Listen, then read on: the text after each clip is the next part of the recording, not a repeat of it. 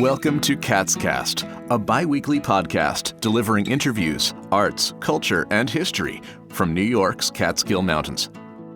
In this episode, a recording from the Jerry Bartlett Angling Collection's Sporting Legends of the Catskills series, featuring Joan Wulff, the First Lady of Fly Fishing, recorded with a live audience at the Phoenicia Library October 27, 2018, and made possible with a grant from the Catskill Watershed Corporation.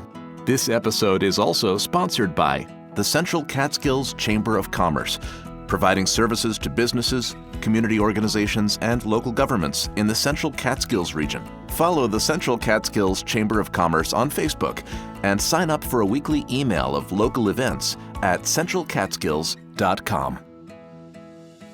To introduce the talk, here's Beth Waterman, co-founder of the Jerry Bartlett Angling Collection in Phoenicia, New York. Today's event is really the culmination of many years of interest in Joan Wulff and her amazing career. When you think about the history of women in the field of angling, there are not too many luminaries. You really have to go back very far in history. To Dame Juliana. Exactly, to Dame Juliana Berners, who in 1496 published the first book in English on fishing. That was only 20 years after the printing press came to England. And so she is really revered, I think. But between then, 1496, and now, there are not too many. And no one that I know who has the kind of career and reputation that Joan has. So I'm so pleased she can be with us today, and accompanied by her friend Jen Grossman, who has had a career in the environmental law field, and I just learned is now raising French guinea fowl.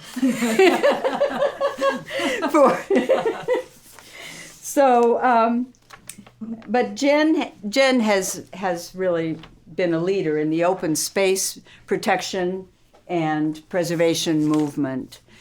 So these two, I'm so excited to have two women on the podium. I'm so proud that we finally have achieved this. They're going to carry on a little conversation here, and I encourage all of you to ask questions at the end, please. So please welcome Jen and Joan. We're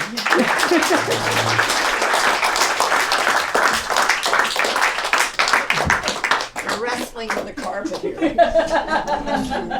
Okay. Well, it is truly an honor to be here. And I have to say that it's not just how much I've admired Joan and been inspired by her as an example, as a fellow female angler, but I'm proud and really blessed to call you a friend and a fellow member of the Women Fly Fishers. We are the oldest fly fishing club all women's club in the United States, and founded by Julia Fairchild in 1932. Right. Yes. So we are a proud bunch of women enjoying mostly the rivers, streams, and brooks of the Catskill region. So it's near and dear to our hearts for many reasons. And it really connects us and keeps us together as a really important community. So let's start from the beginning. Let's kind of get back to how you found your roots in angling, whether you were fishing for a bass out of a boat with your mom and dad. Oh, yes, you've heard that. I have. I heard it might be a bass that really got you hooked. No, it was my mother rowing the boat that got me hooked. Let me see if I'm clear. Is there possible water somewhere? Yeah. Okay, good. I was 4 or 5 years old or 6 or whatever, and one night my dad, who was an avid bass fisherman and more, my dad was an outdoorsman. He hunted and fished game birds. He hunted moose. He had an outdoor store in Patterson called the Patterson Rod and Gun Store. So everything in our lives was hunting, fishing, and dogs. And so one night he wanted to fish for bass at Greenwood Lake, which is on the border of New York and New Jersey, and invited me to go along with Mother. Mother was rowing the boat, and Dad was fishing with a fly rod with bass bugs. And Mother really didn't know how to row. And so all night long he was saying, Ina, you're too close. Ina, you're too far. Whatever was going on. And so I'm listening. And I'm waiting and waiting and waiting for him to catch something. And he would put out the bass bug and wait till all of the rings would disappear. And then he would pop it back toward the boat. And finally, a bass took it. And for me, that was, this came up from this dark water, boom. That's what hooked me, that particular move of that bass. Okay. And so he played it a bit, and then he handed the rod to me. And I didn't know what to do with it, and I didn't put any tension on it. And so finally the bug came out of the bass's mouth, and I was going to cry, and he said he was going to release it anyway. So everything worked out well, except that I went home that night thinking, it's better to be the fisherman than the rower. And so I am. And I don't tie flies, but I've had husbands who tie flies for me. That's indicative. And so there was a Patterson casting club, and we lived in a suburb, North Haledon, and they met at a dock right near the house. And so my brothers were invited to practice casting every Sunday morning. And of course, my dad had taught them how to shoot a .22 and all those sorts of things, and I was left out. But I would watch the casting, and I got intrigued by the beauty of fly casting. So one day before my dad came home from work for supper, I asked my mother if I could borrow my father's rod and try it. And she said yes, and I took it and went to the dock. I hadn't put it together well, and I don't know how I was trying to cast, whatever, and it came apart, and the tip went into the lake. My father's rod. So home I went crying, of course. I was 10. And the man next door got home for dinner before my dad did, and he got a rake. My mother got him to get a rake. She was in trouble, too. And he retrieved the tip. So when the story was told at supper time about it, my dad invited me to go to the casting club on Sunday mornings with my brothers. He had, it was just perfect. I just didn't anticipate that he would be happy about it. And so I became a tournament caster. I won a New Jersey sub-junior all-around championship. I have a little trophy about that big. And that, as soon as you win something, it gives you the incentive to practice, which I'm sure you all know. And so that started me. We had local tournaments. We had state tournaments, regional. And in 1943, I went to Chicago for my first national tournament and won the dry fly accuracy in the women's division. And so, again, that gave me the incentive. Also, I loved the fact that we were traveling to get there. So my tournament casting went then from age 10 onward. And I was in national tournaments from 1943 to 1960, and I won 17 national titles in that time. And I had two outstanding happenings that gave me a lot of publicity. One was in 1951. I entered an event that was called the Fisherman's Distance Fly, and it was a 9-weight rod. And I won it against all male competition, except there was one other woman, with the 9-weight, because I could handle that. I was strong enough. 9-weight rod was fine. Then there was another event in distance where the tackle was much heavier, where they weighed the line, the fly line, in ounces to do it. And so I had a casting teacher from the club named William Taylor, and I used to drive him to casting practice once a week. He had a candy store, and he made bamboo rods in it, and he didn't drive, and so on. And so I became his ghillie. He would cast these distance lines out maybe 150 feet, and I would pull them back in and lay them out on the platform so they wouldn't tangle. And I finally couldn't stand it anymore. I wanted to do it. And so I tried with his tackle, and it was much too heavy. I couldn't even take the line off the water. The line would have been the head would have been 52 feet long. The bamboo rods weighed, well, the one he ended up making a rod for me because his outfit was too heavy, and the one he made for me was 6 3/4 ounces. Now, those of you who are fishing with 5 weights, or you've got 3-ounce rods, whatever. So I loved distance casting. At the time, I was a dancing teacher, and I just loved the fact that it was a full-body activity. I mean, you just had to use every part of yourself, from your fingertips to your toes, in order to cast.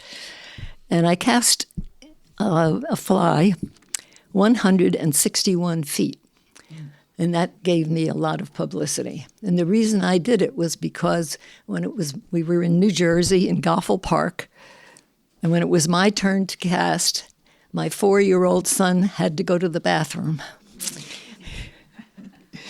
And I said, I can't go. And so a man from the club said, I'll take him. And I know that my son did not like that man. So he did not want to go. The man picked him up, put him on his shoulders, and off they went with my son Doug banging on the guy's chest as he was taken to the bathroom. So I think that's why I cast 161 feet that day. You were inspired, clearly inspired. Did you feel that, you talk about a 9-weight rod or even a heavier line, do you feel that gives you more capacity to have greater distance with a heavier line, a heavier rod as your... for pure distance? Yeah. Absolutely. Yeah. Sure. And accuracy as well? No. Okay. No, well, the casting club tournaments they actually had 16 events in the whole thing: accuracy and distance and plug casting and spinning eventually. But the plug casting would be like a 1/4 ounce accuracy. Then they had distance events for plug and fly, and I forgot what your question was. So and the weight of the line and the weight of the rod. So when you're casting for accuracy, as a fisherman, yes, you're always going to want to be accurate. And so what you do is you take your hand and take it here, and now there's your target, no matter how far away, and you go to the target. That's your accuracy. And it's bothering me that I am sitting down and I can't see your faces and you can't see mine. Can I stand up? Yes, of course. Okay, sure. You want to? Okay. All right. Go. So tournament casting got publicity because I won things, and the newspapers would carry it on. And the first bit of publicity I ever had was in a magazine called The American Magazine.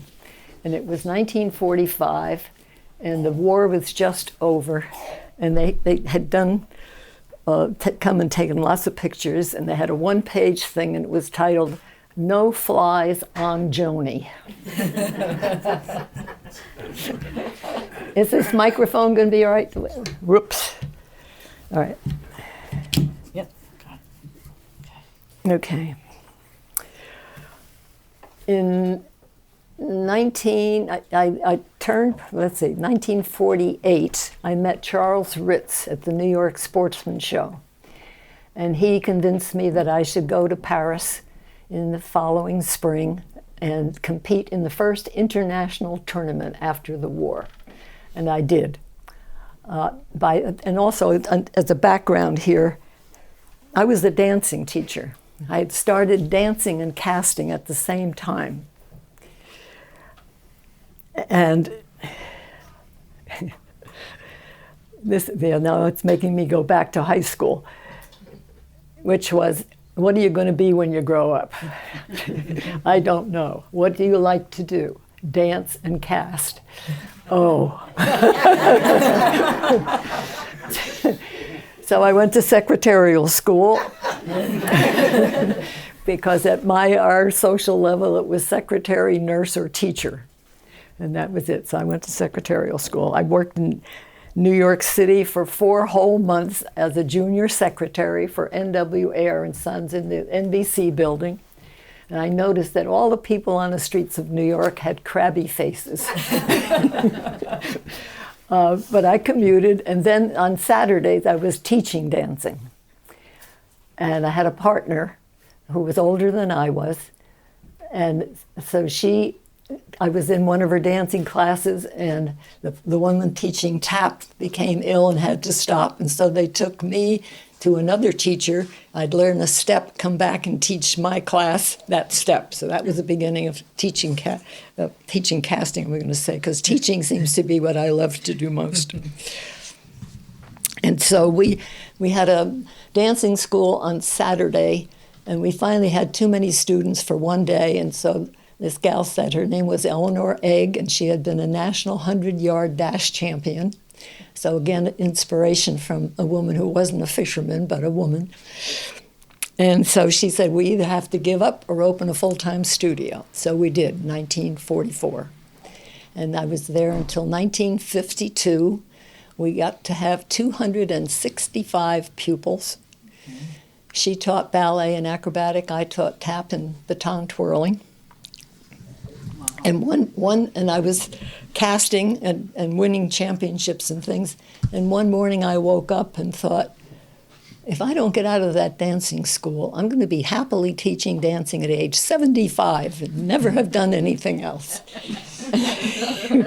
I was making $150 a week, 1952. And so I decided I was going to give up dancing school and try to make a living in the fishing world. And I never have.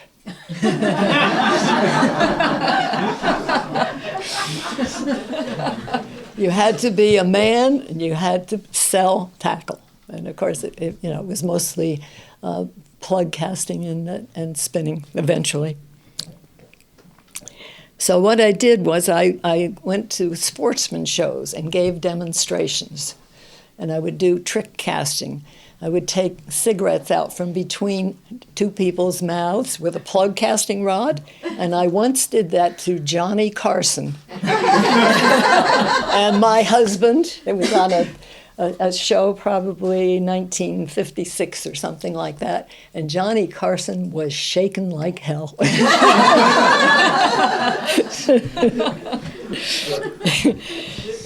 And so I did that, and sportsman shows then could be 10 days long. And I got paid $400 for 10 days, paying all of my own expenses. I traveled to places like Cleveland and St. Louis and other places. And then in 1954, I was going to be doing a demonstration in the sports show in St. Louis. And the MC turned out to be an old silent screen movie star named Monty Blue. And I got there ahead of time, of course, and he said, I want to talk to you. Because what I usually wore was shorts. I had a creel over my shoulder and rolled down hip boots. He said, I want to talk to you about changing your costume to some kind of a dress. Well, to jump to the end of that, I ended up, and maybe some of you have seen a picture of me in a strapless white and silver cocktail dress, high heels, glitter in my hair. And Monty Blue sold that so beautifully. Yeah, he said, he did all the talk. I didn't do any trick casting, and I had a better response to that than anything I ever did I felt with trick casting and stuff, because it showed just the grace and beauty of fly casting, and the audience responded to it. So that was another place where I got publicity. If it weren't for publicity, none of us would be anywhere. But it moved even just from entertainment to real education, where you were teaching and showing how it was done, not just getting a wow or a yay, even though you were getting both. Right. And so all through that time, I was going to sportsman shows and became friendly with Garcia Corporation, a man named Dick Wulff. And so they would have contests at the sportsman shows. My father was one of the guys who would be a judge, that sort of thing. A little more about my father, come to think of it. He was an outdoorsman, as I said.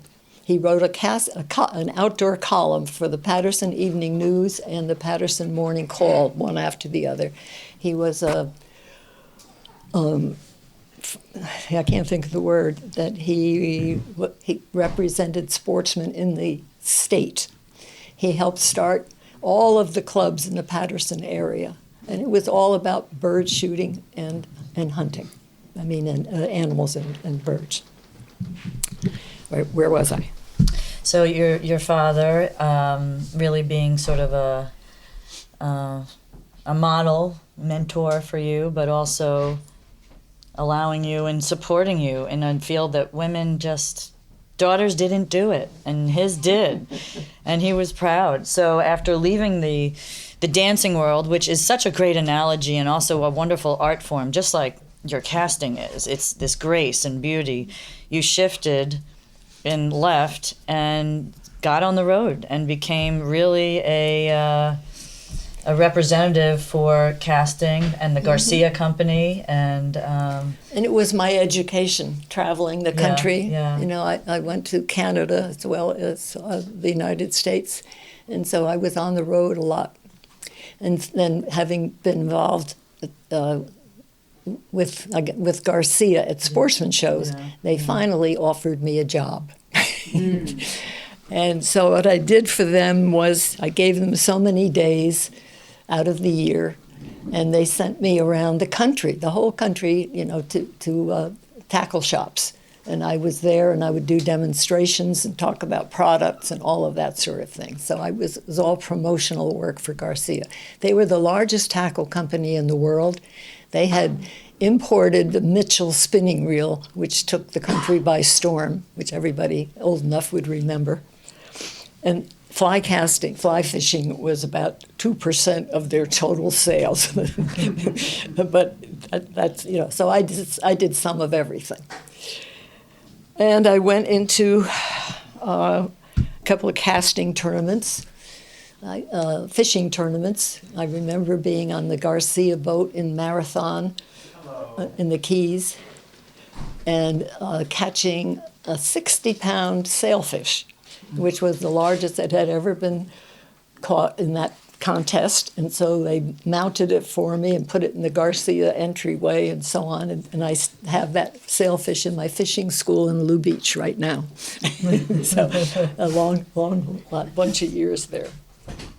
And you must have given a lot of credibility to the company and the products and the tackle, because here was a woman that could do it. And if a woman could do it, then hey, a man could do it. Not necessarily, that's but... Yes. And they actually had another woman who was doing that kind of work too. And so I started out, you know, doing... In the meantime, I had been married. I started in 58 with Garcia, but I was married in 54, and I have 2 children from that marriage. And so we lived in Florida at the time, and I would only give them 1/3 of my time for the year because of being a mother, wife, and all those good things. And then, I was working for Garcia in 1966. The phone rang one day, and it was my boss at Garcia, Dick Wulff was his name, and he said, "How would you like to go fishing in Newfoundland for giant bluefin tuna with Lee Wulff?" My mind went, ah! I get seasick. Newfoundland, fog. Lee Wulff's kind of a hermit, isn't he? that kind of thing. And I hear at the same time I'm saying, yes, when? So that was a phone call that changed my life. Lee was making a film for the American Sportsman series. Did anyone here ever watch that on Sunday afternoon? Right. And when Lee made films, had made films for Garcia, by the way, but when he made films, he was always trying to teach you something. So he wanted to show that giant bluefin tuna fishing was a team sport. You didn't have to do it all alone. The crew on the boat would set up the bait and all that sort of thing. And they wanted to have a woman who had preferably never fished before to show that it was a team sport. And they wanted her to catch a tuna 5 times her own weight. Well, they had chosen Kay Starr, who was a singer who sang Wheel of Fortune. Does anyone remember that? Yes, okay. And she became ill and couldn't go. And so ABC called up Garcia and said, do you have anybody else? And my boss said yes, and it was me. And so Kay Starr's Wheel of Fortune turned to me, is the way I always say it. So I went to Newfoundland. I caught a 572-pound tuna. Wow. And Lee and I connected. And so we then we got married in 1967, and we then were both working for Garcia. Lee's idea, that flyo, the little rod and the yarn, that was his idea. And the first thing we worked on when we went to work for Garcia together. And that was because he said, golfers are able to practice indoors with soft golf balls, and we should be able to practice with a soft fly line, whatever. So I went out and bought 5 different yarns, and we had took 2 pieces of a fly rod and stuck them together and tried, and we found the yarn that worked. And so Garcia named it Flyo, which is a dumb name, but that's what it is. We were, of course, doing what we called the rubber chicken circuit, which is every Saturday night at, different clubs are having their dinners. And so Lee would talk about conservation, and I started talking about casting, not really knowing anything much except how just to do it without thinking. And so we did that. And when I started standing up there in front of an audience, having to say, do this, do that, don't do whatever. And so I started thinking about this, about how to talk about casting. I had to end up analyzing it. And I really didn't do that until we had opened a fishing school. Now, we lived in New Hampshire, and we started talking about having a fishing school. But the waters in New Hampshire are more acidic than they are in the Catskills. And so in 1977, Lee was asked to be the speaker at a Federation of Fly Fishers event in the Catskills in Roscoe, and we went. And there was somebody walking down the street in waders. They had just done catch and release on the beaver kill, and we looked at each other and said, this is the place to have a school. So we went home and put our house on the market, and we were in New Hampshire, in the Catskills, in 1978. And we opened the school in 1979 and have been there ever since. And the Catskills are the best place to fish for trout in the eastern United States. We have clean water, but we have water that is comfortable for the insects upon which trout feed. And so that's what it's really all about. The hatches in the Catskills are famous, and you live by the hatches. What should be hatching this week? What should be hatching next week? And so it really is a home place for trout fishing, more than in almost any other place.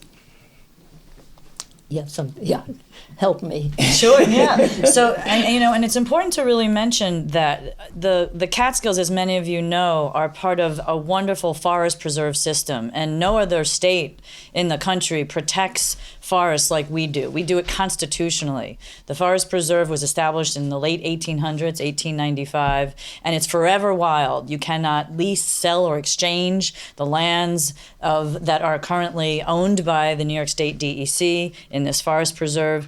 And as Joan said, it's not just the wonderful, unique watershed we have, but it's the lands around the watershed. You protect your mountains, you therefore protect your rivers. And those mountain areas and the wildlands are support for this intense insect activity. So we're really blessed by that. And the abundance of fresh, clean water is unmatched, really, even within the entirety of the Northeast. Absolutely. So you picked a good spot. We did. So more about the fishing school. Lee was famous. Well, I should go back to say that marrying Lee introduced me to Atlantic salmon fishing, because Lee had opened the doors to fishing for Atlantic salmon with trout tackle. When he first started, it was all about two-handed rods from Europe, and that was considered, you had to have that. And he took his trout tackle even down to a 6-foot rod for a 7-weight line, and made history with catching Atlantic salmon.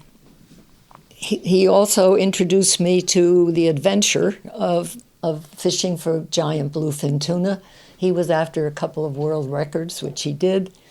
And then I can remember I tried to go for a record for women, and I fought a giant bluefin tuna from a 15-foot Boston whaler in a storm off Prince Edward Island.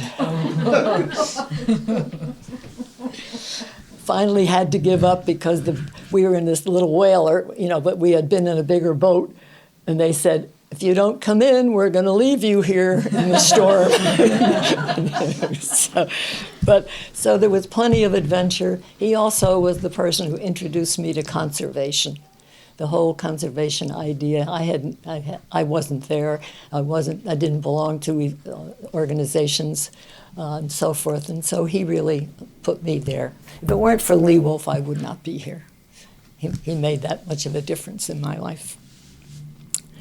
So in the fishing school, now we have students coming, and actually Lee did, on the Beaver Kill, Lee did an Atlantic salmon school when we first started.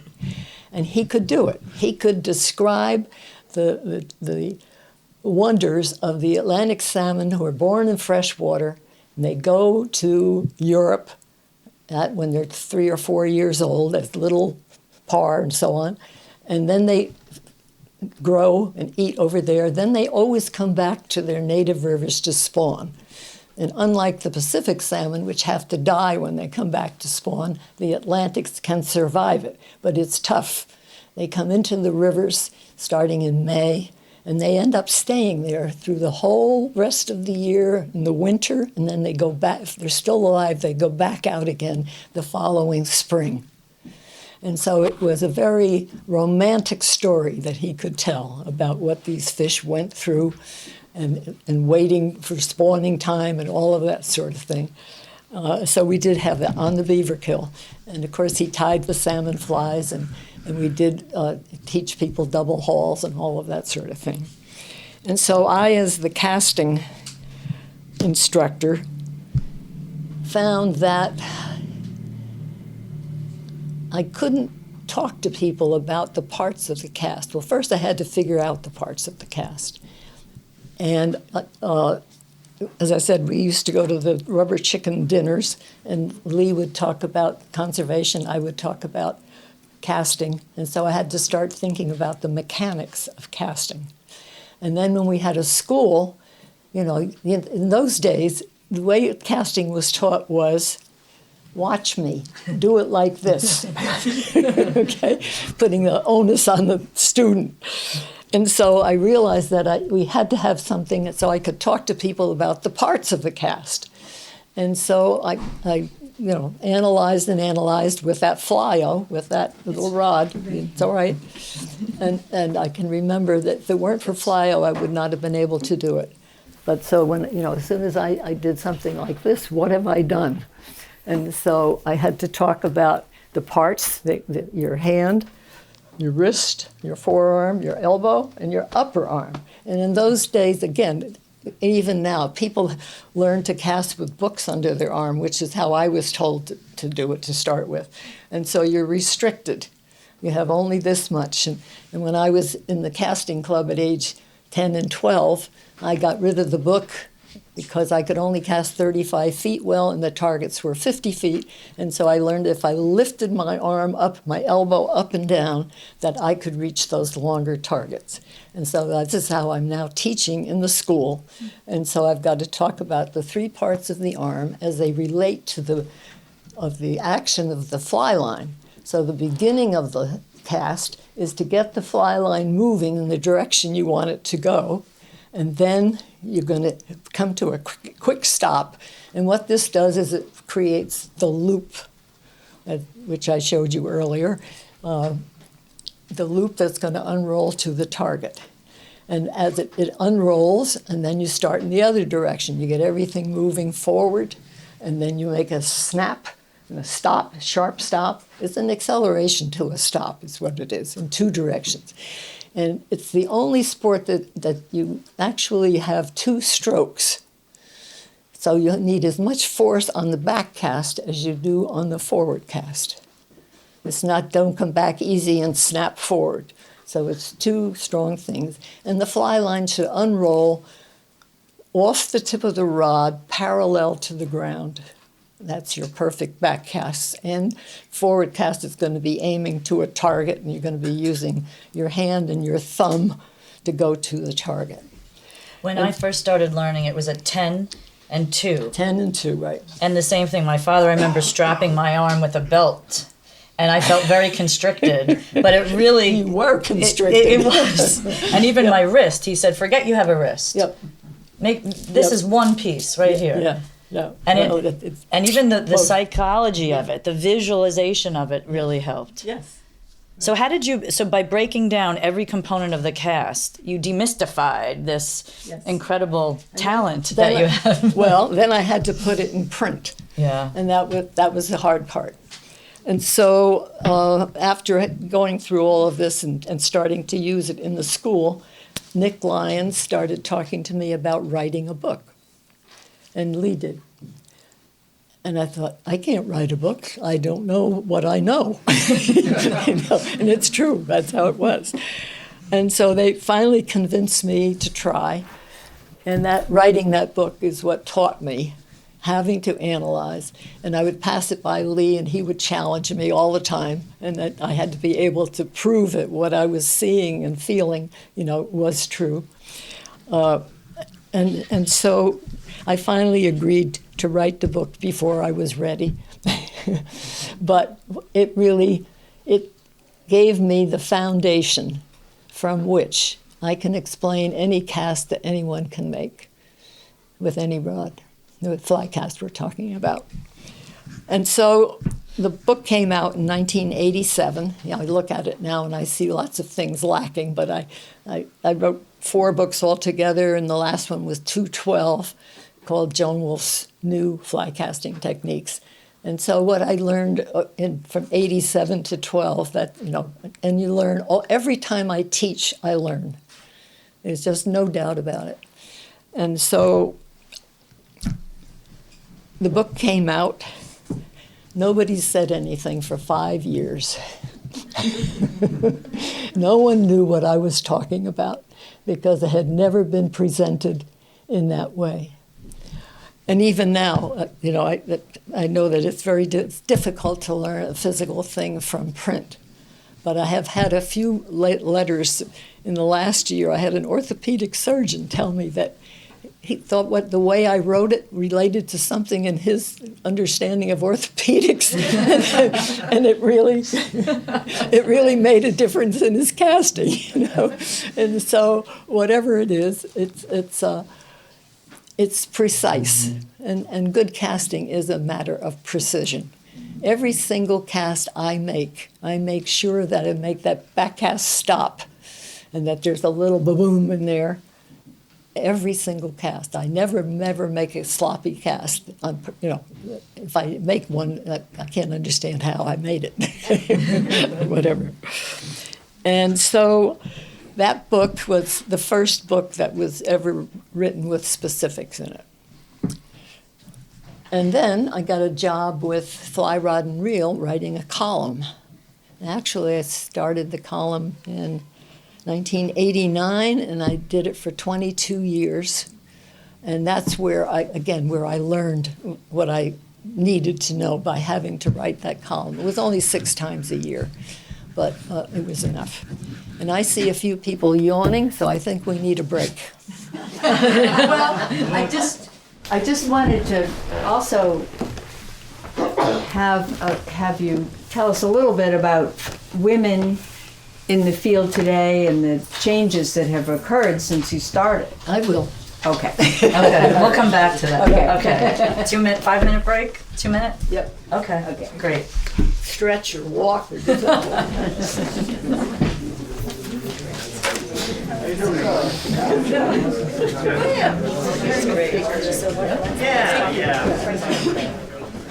Okay, so we thought we would talk a little more about how the school progressed and that the dynamics and the demographics of the students that made up the school, and how you've seen that change from the time you and Lee opened the school and what you're seeing today. When we opened the school, we had male students. Occasionally they would bring along a wife or something like that, and I think it was to prove to the wife that when they said they were going fishing, they really were. It was at a time when men and women were disconnected on their activities, in free time. It took 3 years before a woman came to the school on her own. And she was from Missouri, and she eventually wrote a book with her husband about trout fishing and so on. But it was really, a remarkable thing. This woman came all by herself to learn how to do this. And what are you seeing today? Are you seeing more? Well, we've had a lot of, one very good reason as to why women came, but you already know about that, I'm sure, because it was the river runs through it. Before that, I used to have all the attractive men in the world to myself.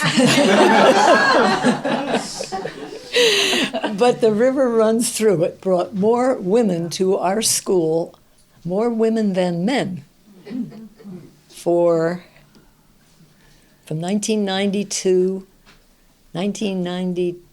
to 2004. Believe it or not, we had 20 people in a school. We had 180 people in a season. There were more women than men in all those years because of that movie. It really, as you've probably figured out, it did. We need another movie like that, is what we're saying. And so women came together, women came separately. It was wonderful to see. And do you notice there's a different student capacity between a man and a woman? I've heard and I've seen women listen in a different way than men, and sometimes then women will catch more fish than men. That's true. Women come and start at 0, and you give them something to learn, and they will take it one step at a time. Men come at 0 minus X.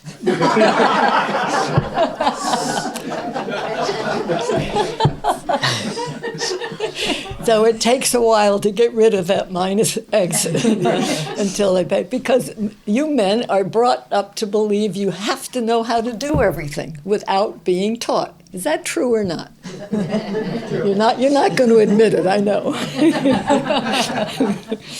And so that's why guides would rather have women customers, because they listen and will. And they don't seem to, they can be competitive, but they don't have as much competition to start with, I think, whatever. So that's women and men in the fishing world. what about the gear? In terms of tackle and rods, that's universal. But as I mentioned before, I started fishing, I was 14. I had no choice but to buy a men's boot and stuff it with plastic and several pairs of socks. My waders were red balls. They were way too big, but if I was going to fish with my father and brother, I had no choice. Right. So, well, when I was young, we could only wear men's hip boots because anything that was a full wader, I used to call them killer pants or something like that because they were rubber and rubber and what? That waders are made out of. Canvas? Yeah. Canvas and rubber. Canvas. Yeah. Canvas and rubber. And I thought of walking in them like this. And so in the 1970s, Royal Red Ball, which was a well-established firm, came out with lightweight waders that either men could wear or women could wear. And I have a picture of me clicking my heels in them at a conference in Chicago. Yeah, because it made such a difference to women's fishing life. And now we really are having an upsurge in in women coming into fly fishing, and to having companies like Orvis and Patagonia actually making gear, clothing, and so on for women and advertising it. So we have something going on now that we've never had before for women in the field. And I always used to say, I've been waiting all my life for women not I always used to say, I'm saying it now. I've been waiting all of my life for women to embrace the sport and for men to welcome them. And I am seeing it now, so I can die happy. absolutely.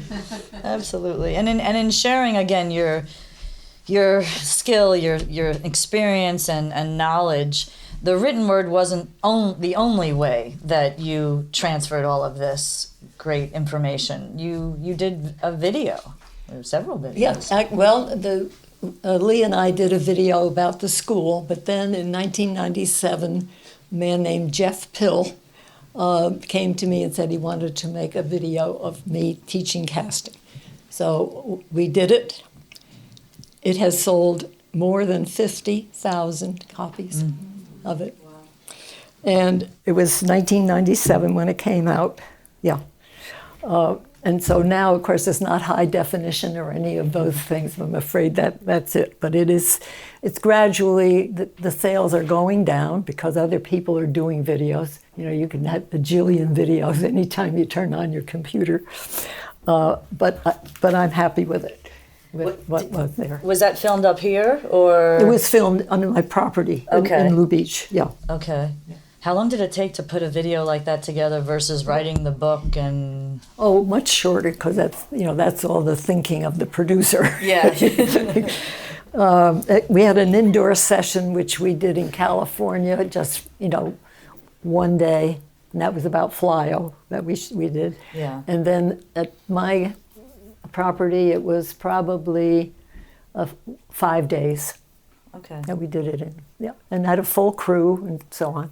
Yeah. Even had somebody who came up and made sure that I had some rouge on my face. Were you wearing a cocktail dress and heels? Right. So anyway, that I'm very glad we did that video. Yeah. If I could do another one because I've learned more.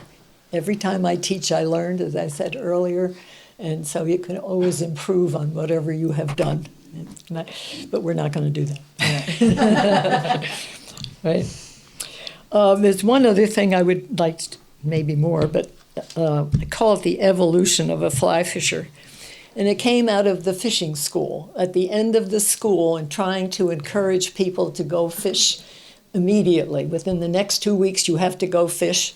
And even on the way home, sometimes take your hand off the steering wheel and go,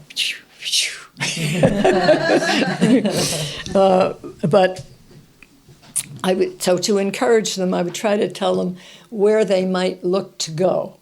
And so I came up with what became my evolution of a fly fisher, which I have written about. It's in my latest book, last book. And at first, when you first start out, you want to catch as many fish as you can. And then you want to catch the biggest fish. And then you want to catch the most difficult fish. So you're moving, you're grading. And then stage 4 is really about thinking about the resource, and you get into the conservation end of things, and Joan Trout Unlimited and Federation and all of the good groups like that.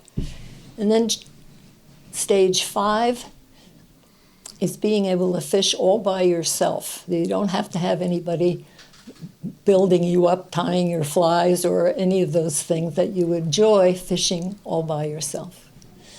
And then the next step is that even if you don't catch fish, you have wonderful days on a stream. It's just that it's being there. Those are the 2 words that describe that stage. And then you come to a stage when you are mature, when you can fish through somebody else, meaning that you can be as happy that they caught that fish as if you had caught it yourself, because you have caught enough fish and you know the feeling. So that maturity, it comes sooner with women than with men.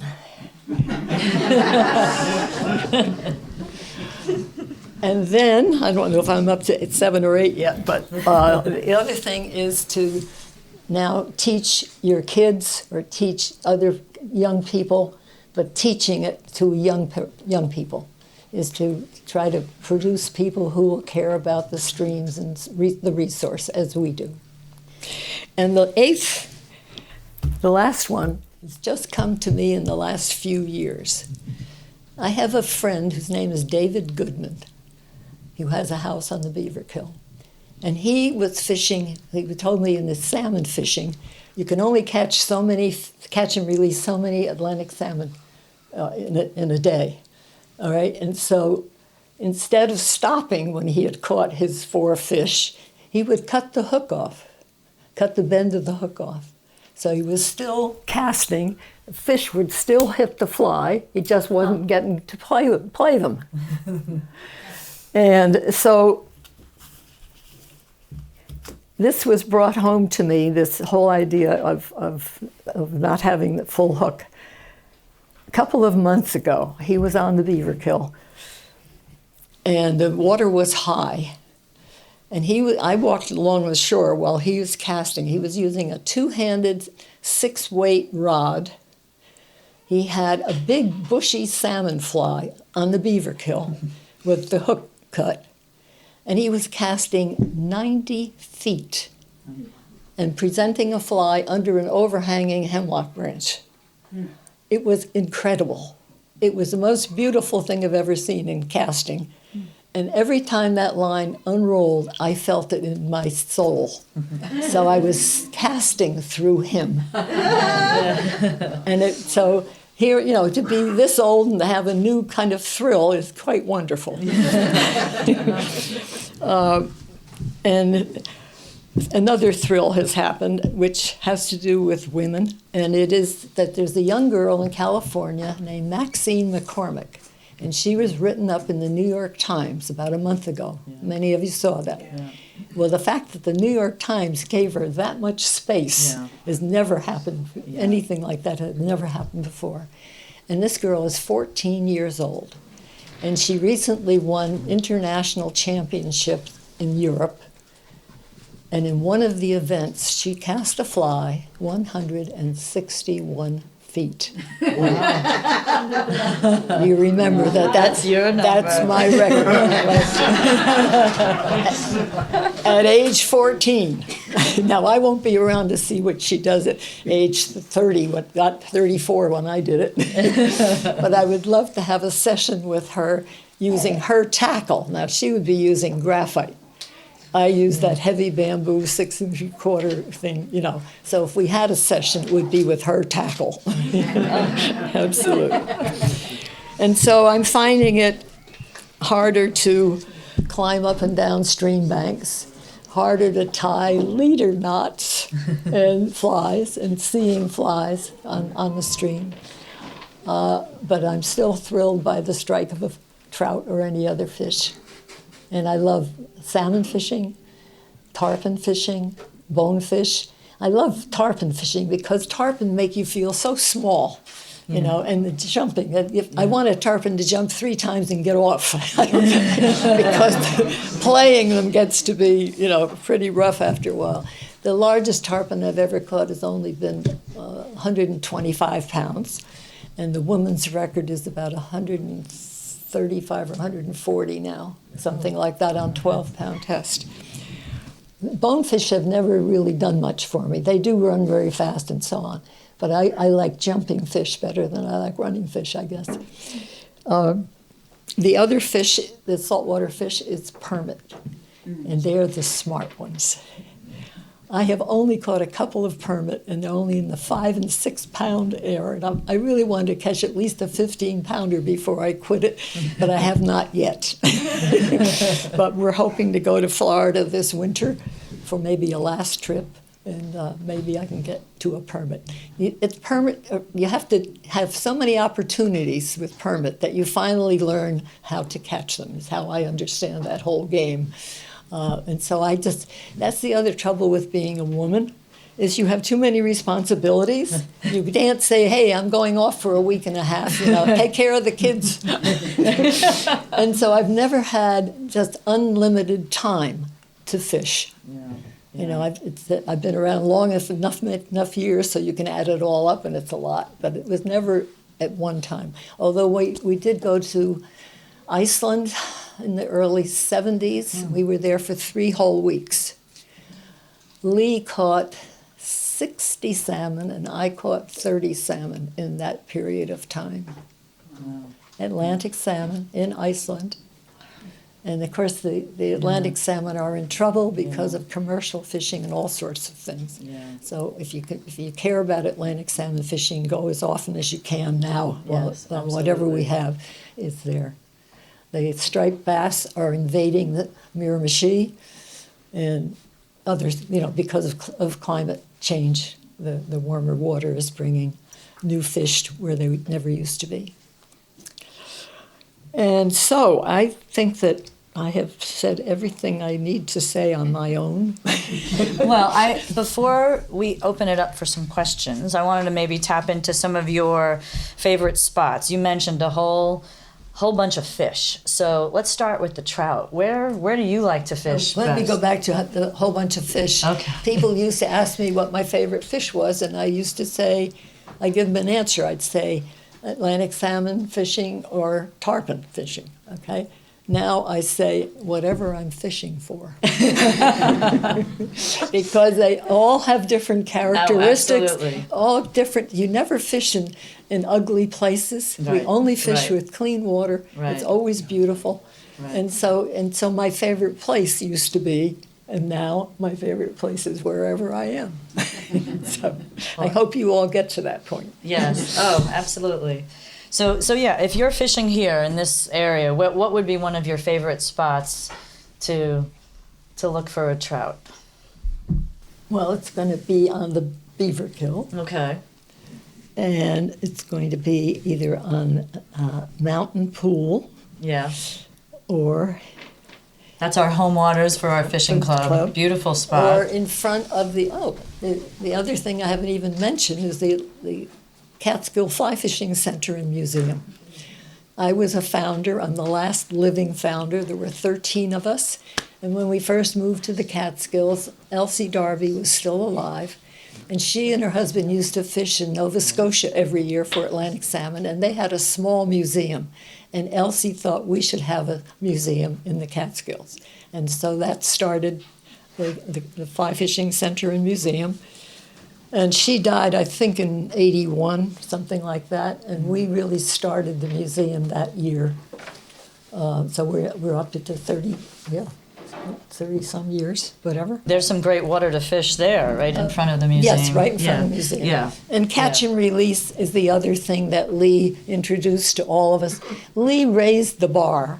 He brought sport into the sport and so on. He just never, one of the things I learned from him is if you catch 3 fish on the same fly, change the fly, learn something, find out what else they'll take. Right, So he always made a challenge in our sport, a very, very big thing. And the catch and release, he first wrote about it in 1939. He said, game fish is too valuable to be caught only once. And in 1939, people were eating what they caught, of course. And so it took, 1939, just figure out how many years it took before that started to be important enough for areas to be set aside, catch and release only. Absolutely. So, yeah.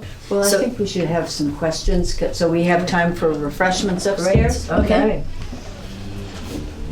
Yes. Question. Joan, your husband Lee is the person who's reputed to have invented the concept of the fishing vest. Yes, he sewed the first one in about 19.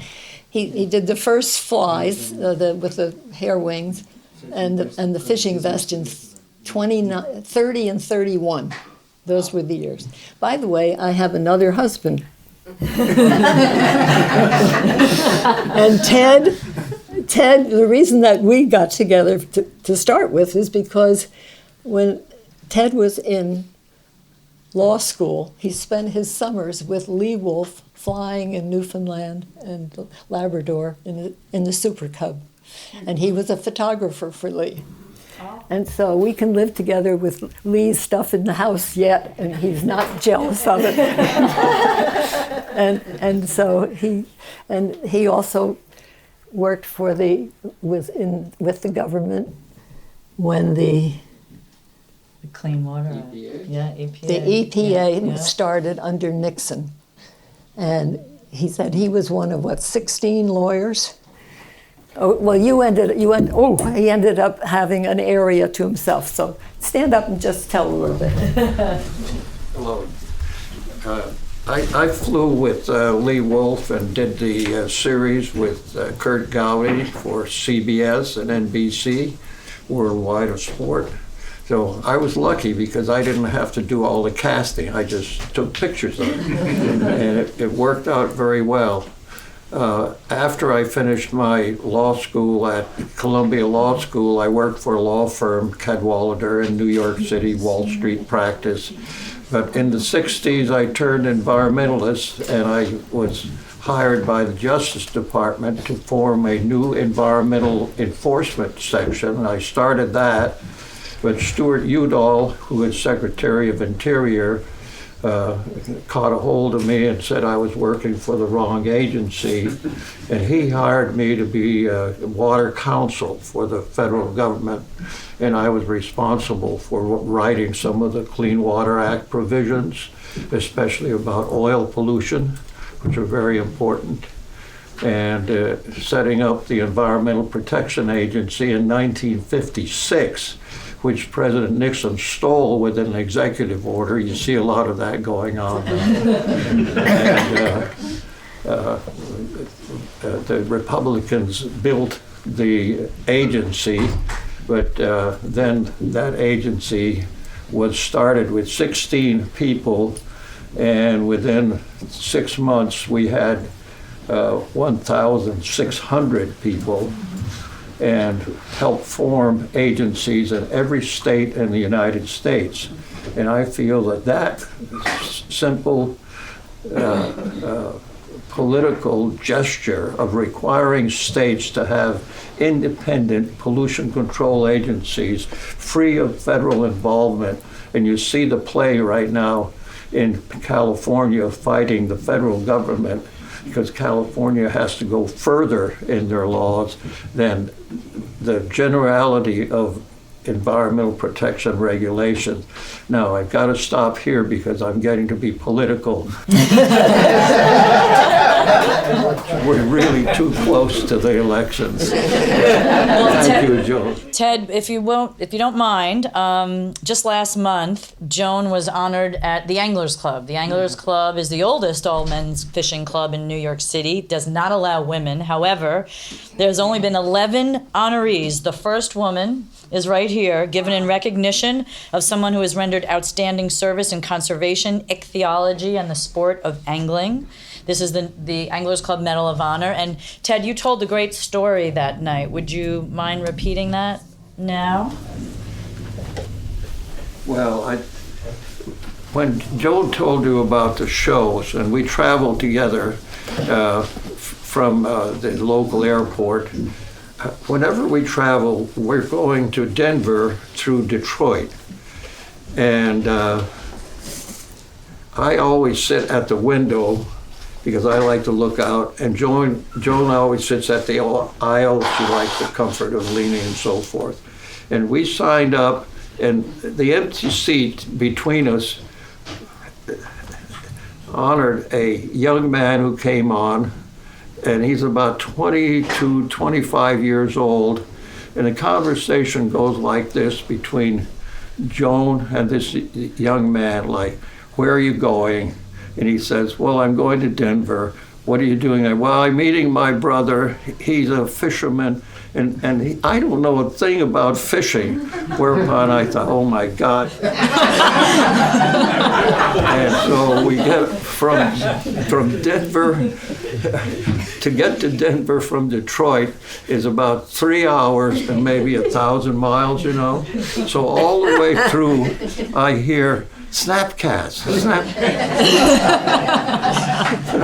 Powercast. I have my hands on his arm. So this is Joan teaching, and on the way out, the hostess, the young lady who seats everyone, asked this young man, what was that woman talking about? Was that a religion? So the young man turned to her, he says, I think it was a religion, but we were catching fish, but I let them all go, and I don't know what they were.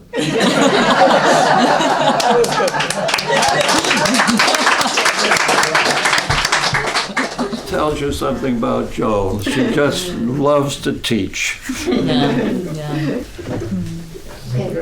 One more question, and then we must adjourn because the library closes at 3.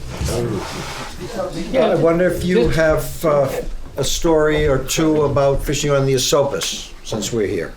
No, I only fished on the Esopus once or twice, and once was when I was a teenager, and I came up with my father and 2 other members of the casting club, and I don't think any of us caught a fish.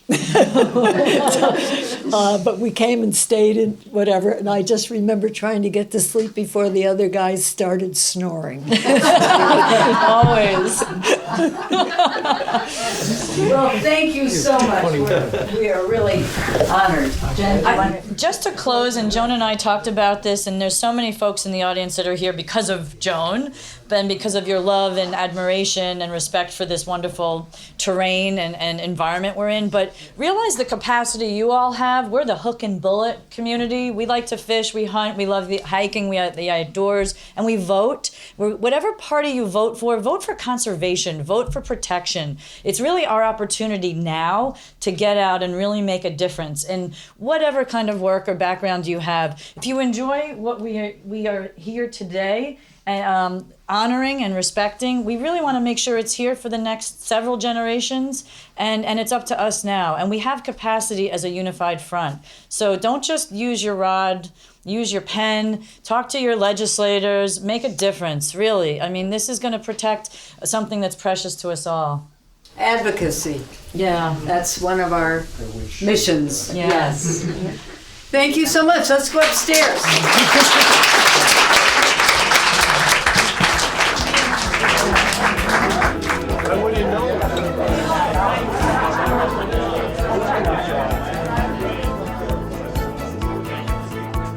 Cat's Cast is a production of Silver Hollow Audio. Please don't forget to subscribe, and we'll see you again in 2 weeks. I'm Brett Barry. Thanks for listening.